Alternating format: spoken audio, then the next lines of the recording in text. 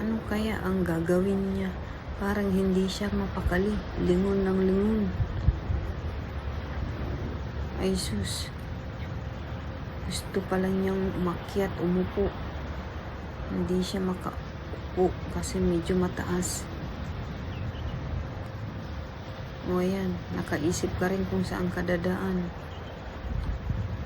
Sige. Ingat lang na hindi ka mahulog dyan. Magagasgasan yung mga hita mo riyan. Ang lamig-lamig pa dito. Napakalamig. Umaambon-ambon pa yan. Sige, kapit. Hindi ka talaga mapakali. Ano ba talagang gagawin mo? Ihiga, dadapa, o ano? Uupo. Ay sus. Di ka mapakali.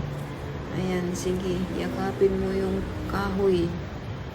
Yung sanga ng kahoy. Hindi naman puno yan. Sanga na yan eh. Ayan. Sige. Bukaka ka pa dyan para magasgasan yung mga hita mo. Ano ba talagang gagawin mo dyan? Matutulog. Ay naku, si Mami Kalog, di mapakali. Maambon na. Malakas ang hangin, malamig. Ayan, umupo na naman. Ay naku, tignan nyo nga ang ginagawa niya. Ayan, lalamig na siya.